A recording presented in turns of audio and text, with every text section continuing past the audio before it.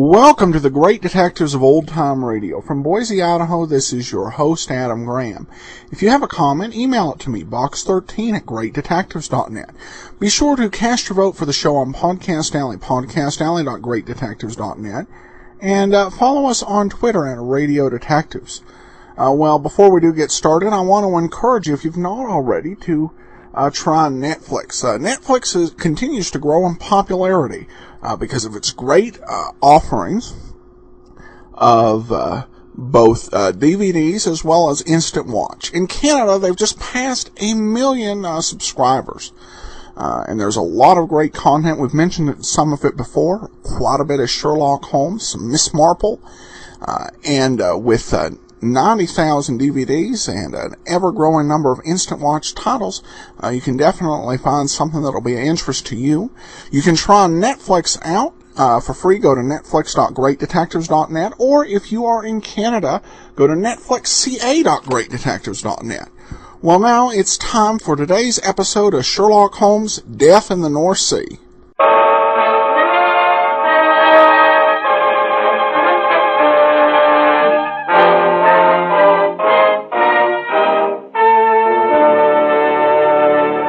Creme Ol Hair Tonic and Creme Ol Shampoo present the new adventures of Sherlock Holmes, starring Nigel Bruce as Dr. Watson and Tom Conway as Sherlock Holmes.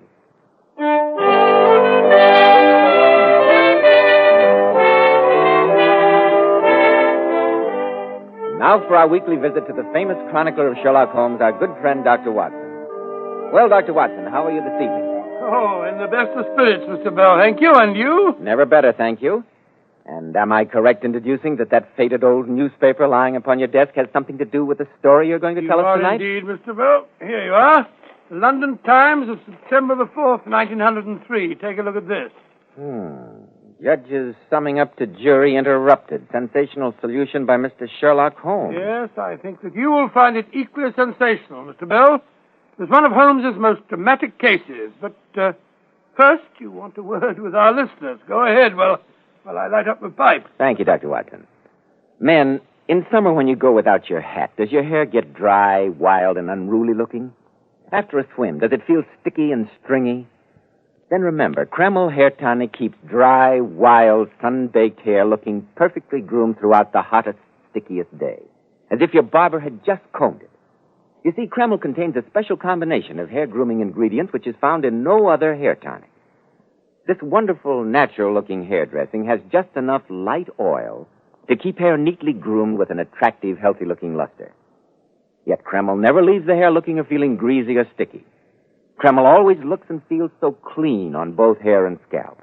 It leaves the scalp feeling so cool, so refreshed and alive. Be sure to try it, men. Kreml, Creme Ol Hair Tonic. And now that I see you've got your pipe drawing to your satisfaction, Dr. Watson, how about the story you promised? Well, Holmes and I had just returned from a long-anticipated holiday in Scotland. Mrs. Hudson greeted us with the news that a lady was at that moment awaiting us in our rooms. And as we opened the door... Oh, Mr. Holmes, at last, thank heaven. I beg your pardon. You pardon. must save him. He didn't do it. I know he didn't. And they'll hang him. They'll hang him. No one in the world but you can help him now. Now, my dear madam, you must control yourself. I can't possibly help you until I know your problem. Oh, you must excuse me. Here, my dear. You drink this. It'll make you feel better. Oh, thank you. I've been waiting for you, Mr. Holmes, praying for your return for days. You left no forwarding address. I know. Dr. Watson and I had promised ourselves a real holiday. I'm Edith Fairmont. Evidently that name means nothing to you. You haven't seen the newspapers? No, not for 4 weeks, thank heaven. Compose yourself, madam, and tell us what has brought you here. And remember that we know nothing beyond the obvious facts that you are in great distress and, from your peril, recently widowed. Well, I shall try to give you a clear account, Mr. Holmes. You're my one remaining hope. Some 10 years ago, I married Augustus Fairmont, a marriage which, I frankly admit, was forwarded more by my parents than by any wishes of mine. I was then only 18. Augustus was more than 20 years older than I. He was a diamond importer, and a very successful one. Our marriage was perhaps not an ideally happy one. But for 10 years, I did my best to be a good wife to Augustus. No, my dear. Just please continue, Mrs. Fairmont. About a year ago, my husband took into partnership with him a young man of 32, Charles Rossiter. During the ensuing months, Charles and I fell in love, Mr. Holmes. But I assure you that both my self-respect and Charles's high sense of honor kept us from anything more than a declaration of that love. Oh, I beg you to believe that I'm telling you the entire truth. I'm sure you realize, Mrs. Fairmont, that is the only thing to do. Yes, of course. Charles wanted to discuss our problem with my husband, but I persuaded him to let me approach Augustus. But the result was as I had anticipated. Afterward, I met Charles for tea as we'd agreed, to tell him what had happened.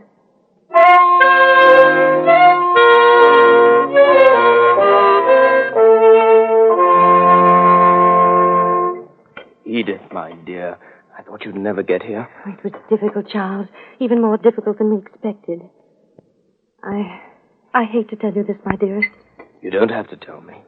I knew as soon as I saw you. Augustus refused even to discuss the possibility of giving me a divorce. You know how violent his temper is. He really frightened me. We should let me speak to him. I'm glad I didn't. His hatred for you is great enough as it is. But how can he want to hold you tied to him in marriage knowing that you love me? I should think that any decent Evidently you don't know Augustus very well. He has an almost abnormal sense of possession. But whatever belongs to him, he'll keep, no matter what the cost. Very well, then. We've tried to do the right thing. Since he won't give you a divorce, there's only one thing left. Leave him. You and I will go to America or the continent and make a new life there for ourselves. I can't, Charles. You know that I love you, but we could never find happiness in that sort of life. I want to be your wife, Charles, to have children. And since that's denied us, we must stop seeing each other. I shall always love you, dear. Edith, you can't go out of my life like that. There's no other way. Goodbye, my darling.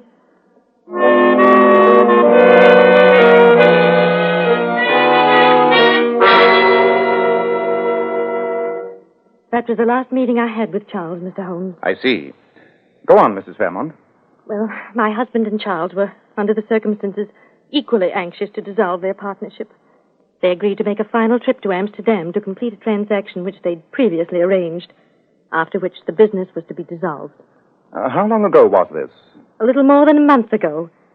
The day before they left, my husband, telling me that he was unable to find the revolver which he always carried when transporting valuable shipments of diamonds, asked me to buy him a new one. I did so, and he took it with him when he sailed. 2 days later, having completed their business in Amsterdam, Charles and my husband started back to England aboard the night boat from Flushing. My husband had with him over 10,000 pounds worth of unset diamonds which they'd purchased. I assume, Mrs. Fairmont, that this part of your narrative is all hearsay.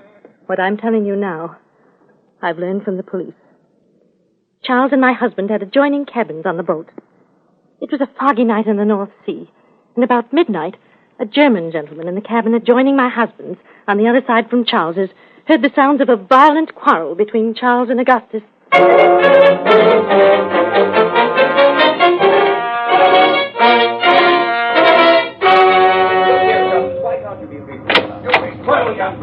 Stewart! Yes, Mr. Smith? What can I do for you? Listen to that bellowing in there. Is this a cattle boat? How can I sleep with such a verfluchte noise going on? Oh, I'm very sorry, sir. The gentleman do seem a bit agitated, like. I'll knock on the door. I'm sorry, sir, but there's been a complaint from some of the passengers regarding the noise. Oh, all right. There you are, Mr. Smith. If there's any more disturbance, just ring for me. If there is any more disturbance, I go to the captain. For an hour now I have been trying to get to sleep. What was that? That was a shot, you Dummkopf. Come. It's locked. Well, break it down. Oh, good heavens. That man is dead. Dead as a doornail. It's Augustus. What's happened? You ask what has happened? With that man dead on the floor and you in the doorway between your cabins? Here, Stewart, get the captain. I'll watch this murder until you come back.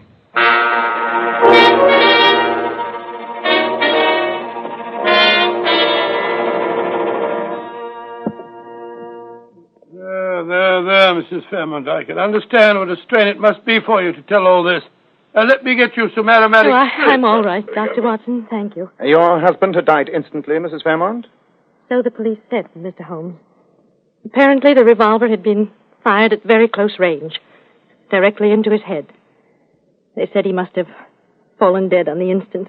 And the revolver? Well, it was gone, Mr. Holmes. The porthole which gave onto the sea was wide open. The police, of course, say that Charles threw the revolver out of the porthole after shooting Augustus. The bullet was a .32 caliber, the same as the one I had purchased at my husband's request. And what has Mr. Charles Rossiter to say? Well, what is there for him to say? Oh, quiet, Watson. Oh, I don't blame you for thinking that Charles is guilty, Dr. Watson. Everyone in the world thinks so. But I know that he isn't. He's sworn to me that it's a complete mystery to him, and I believe him. If I didn't believe him, there'd be nothing left to live for. The police arrested him, of course. Oh, naturally. He goes to trial at the Old Bailey tomorrow. Oh, Mr. Holmes, you must save him. You must.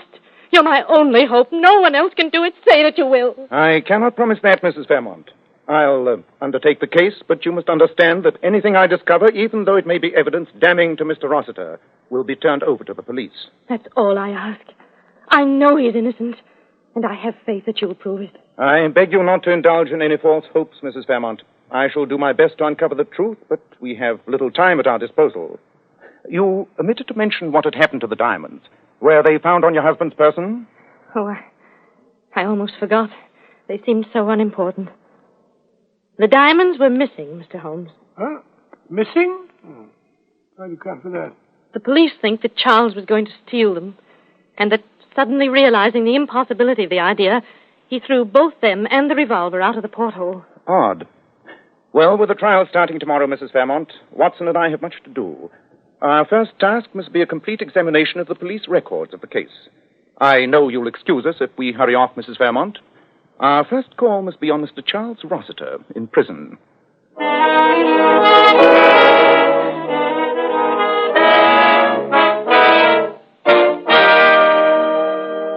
And as heaven's my witness, Mr. Holmes, I've told you and Dr. Watson everything I know. You say that you and your late partner had taken out business insurance on each other's lives? Yes, Mr. Holmes, to the extent of £25,000 apiece. £25,000 apiece? I say that makes it look even worse, Holmes, huh? Unfortunately, yes. One more question, Mr. Rossiter. After the quarrel on the boat, when the steward had knocked and requested silence, you went back into your own cabin. Is that correct? It is, Mr. Holmes. And according to you, you heard the sound of a shot from Fairmont's cabin a moment later. How much time would you say had elapsed? Oh, a very short interval, not more than 15 seconds at the outside. Thank you. Well, Mr. Rossiter, I'll do what I can, but... Oh, I know it's hopeless. I wouldn't believe the story myself if I heard it from someone else. Tell me, Dr. Watson, you're a medical man. Could I conceivably have had a lapse of memory? Could I have shot Fairmont without knowing anything about it? Well, it seems to me almost inconceivable. I never heard of a case of amnesia or loss of memory that began and ended all in the space of a couple of minutes. Well, come on, Watson. We must be going. Mr. Holmes, do you think there's any chance? Keep up your courage, Mr. Rossiter. There's always a chance. Water.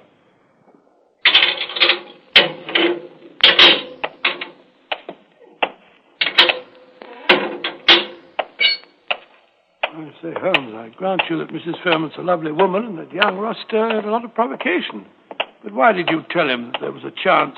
It hardly seems cricket to me. I told him that there was a chance, Watson, for the excellent reason that there is. Chance of what? Of acquitting Rossiter of a crime which he very obviously did not commit. What do you mean to say? Come along, Watson. We've no time to stand about arguing. Rossiter's trial opens tomorrow morning. And if we're to secure the evidence we need, you and I have our work cut out for us. Evidence? Evidence of what? Evidence to convince a jury. The sequence of events is obvious, but it'll require a continuous chain of proof to convince a jury of Rossiter's innocence. Innocence? On my soul, Holmes, I think you must be mad. Prosecution has an absolutely clear-cut case, and you go on practicing about Rossiter's innocence. If Rossiter didn't shoot Augustus Fairmont, Somebody must have. Somebody did, Watson. And a devilishly clever plot he invented, too. But if we're to save Rossiter from hanging, it's up to us to prove it.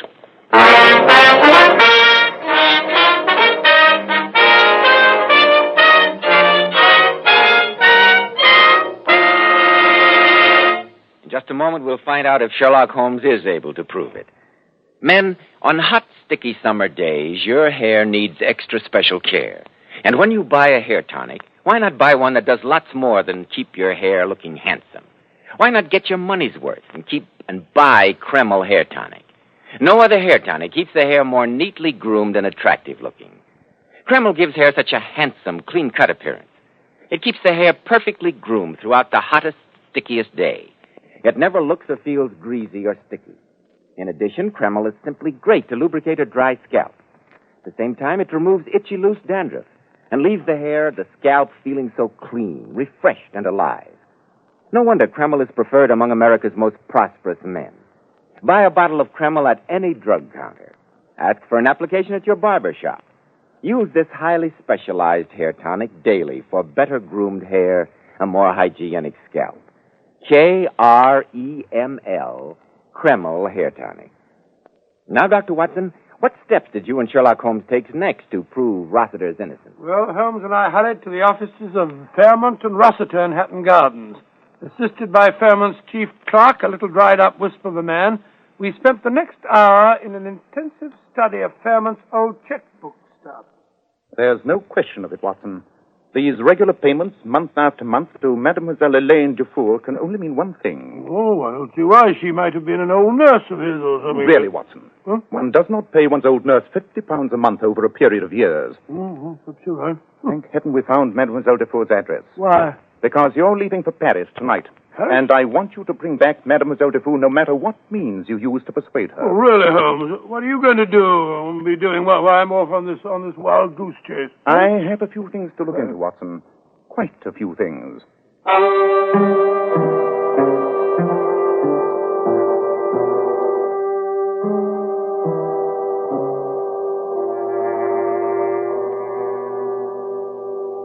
And you performed the post-mortem yourself, Dr. Macpherson? I did, Mr. Holmes. And I'm prepared to stake my professional reputation that Augustus Fairmont would have been dead within a year, no matter what had been done. That disease had progressed too far for surgeries to have been any use whatsoever. You told the police this, of course. Naturally. They weren't interested. All they cared about was the bullet which finished the fellow off.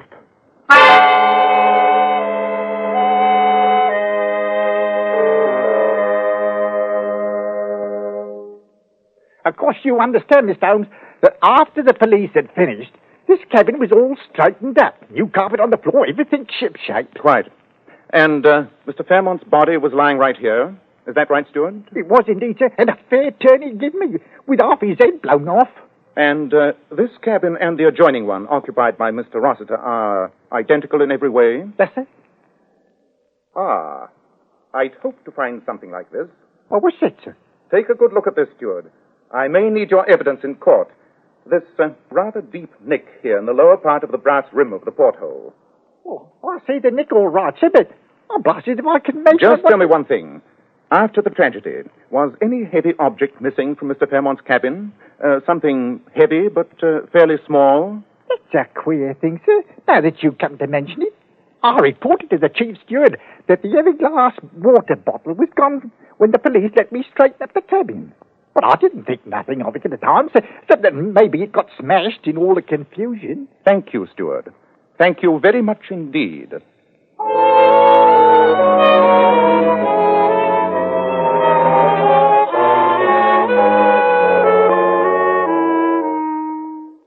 And you asked me to come back to England with you, Dr. Watson? Yeah, I do indeed, Mademoiselle Dufour.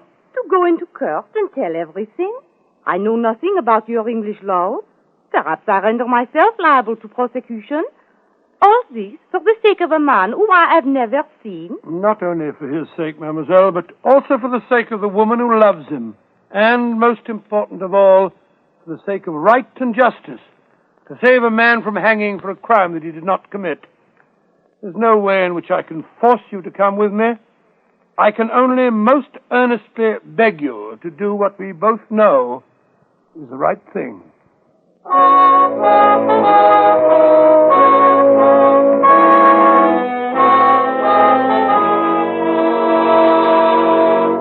And in the final analysis, members of the jury, I must remind you that the decision as to Charles Rossiter's guilt or innocence rests solely with you.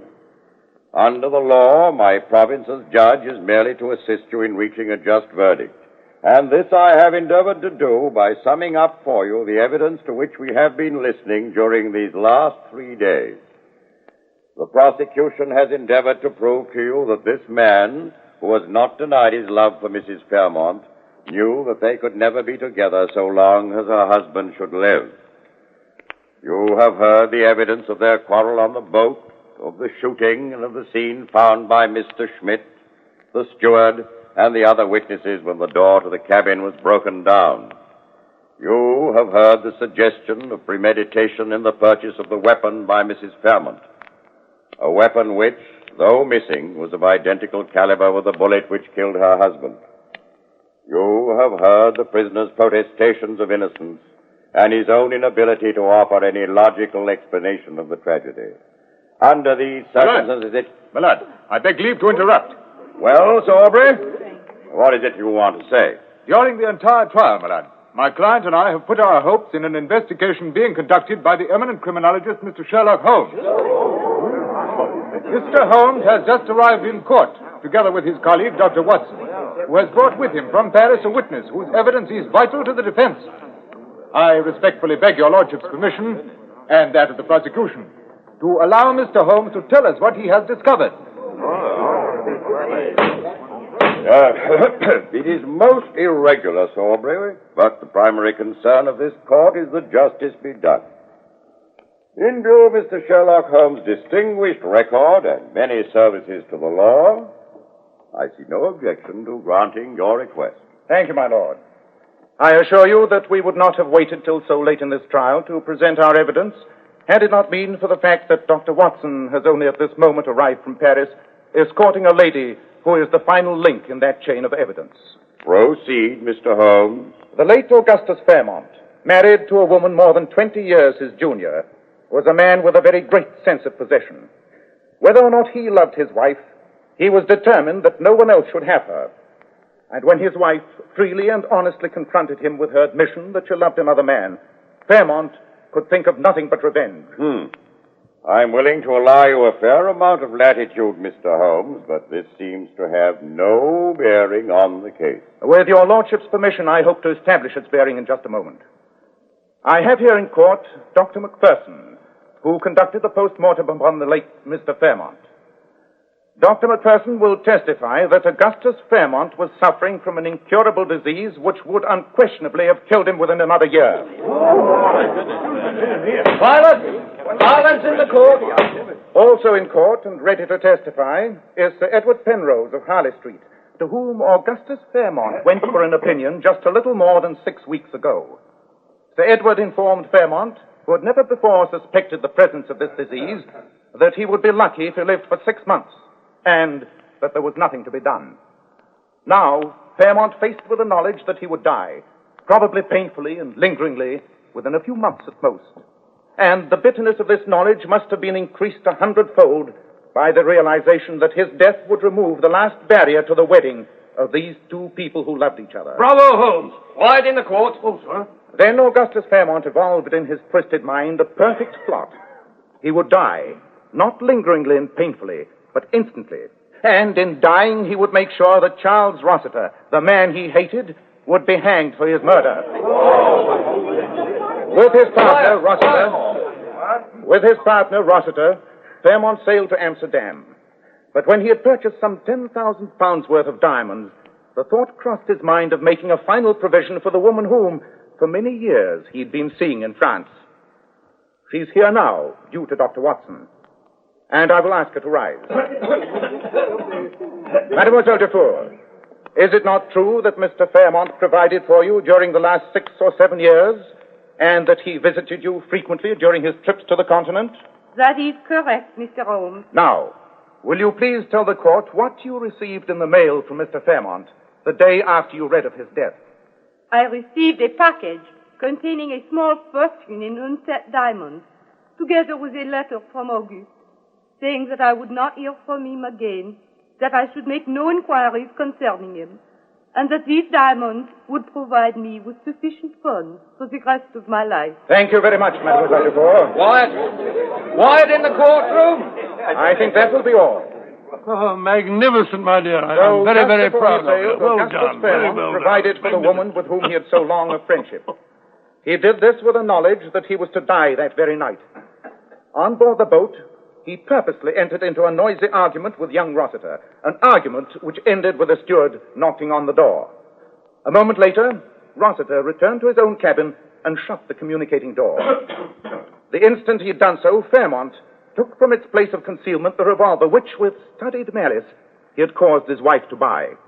This revolver Fairmont had previously prepared for what he was about to do by tying a stout string from its trigger guard to the heavy glass water bottle he had taken from his cabin wall. It was the work of but a moment, after Rossiter had closed the door, to suspend the heavy bottle outside the porthole which gave directly upon the sea. Then, Fairmont raised the revolver to his head and pulled the trigger. As he fell dead, the revolver, released from his hand, was pulled sharply up and out of the porthole by the heavy weight of the bottle. It hit the edge of the porthole, nicking the brass rim, and then disappeared forever into the depths of the North Sea. Unless this demonstration is stopped instantly, I shall have the courtroom cleared. My lad, in view of the evidence offered by Mr. Sherlock Holmes, the Crown withdraws its charge against Charles Rossiter. Oh, great work, Holmes. Great work. You brought it off, old man. I never could have, Watson, if you hadn't been persuasive enough to get Mademoiselle Dufour here in time. Very good to say so, boy. Look. Here comes Mrs. Fairmont. Oh, God bless you, Mr. Holmes. And you too, Dr. Watson. Oh, I've got to kiss you both. Oh, it's very nice of you. Upon my word, that's the nicest fee we've ever had.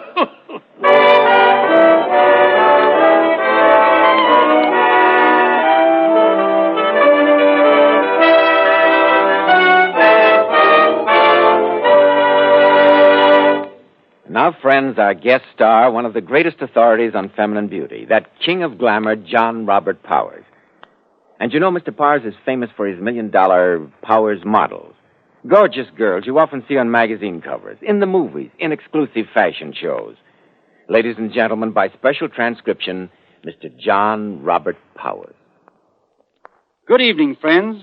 I have a little surprise for you this evening, as I brought along one of my most attractive Powers girls of all times, Ellen Allardyce. And perhaps we can get Ellen to tell us how she keeps her hair so bright and shining. Will you, Ellen? I owe all that to you, Mr. Powers. Do you remember how you told me to always wash my hair with Creme Ol shampoo? I certainly do, Ellen. I tell all my Powers girls to use Creme Ol shampoo. I'm thoroughly convinced that no other shampoo leaves the hair more radiant with such natural, brilliant luster. And Creme Ol shampoo keeps it that way for days. What I like about Creme Ol shampoo is that it never dries the hair. That's right, Ellen, because Creme Ol shampoo has a built-in oil base.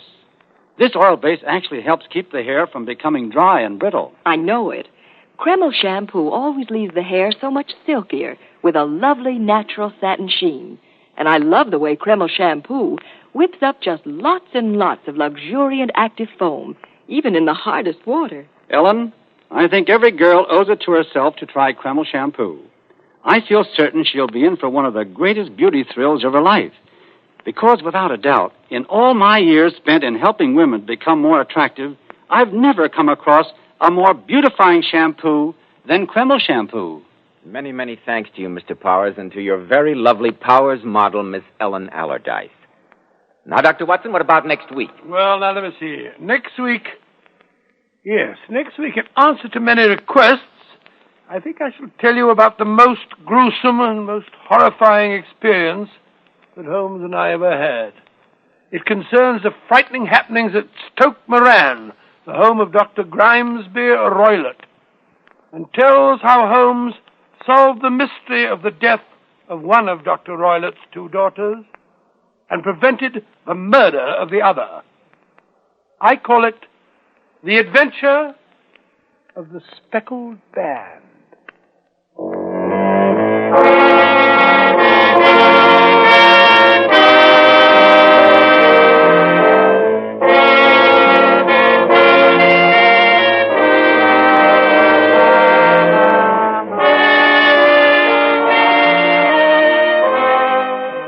Tonight's new Sherlock Holmes adventure was suggested by an incident in Sir Arthur Conan Doyle's story, The Problem of Thor Bridge. Nigel Bruce appeared by permission of Universal International Pictures. Tom Conway through the courtesy of Eagle Lion Pictures. The Sherlock Holmes series is produced by Tom McKnight, with original music composed and conducted by Alex Steinert. This is Joseph Bell speaking for Creme Ol Hair Tonic and Creme Ol Shampoo, inviting you to be with us next week at this same time. Dr. Watson will tell us about the adventure of the Speckled Band.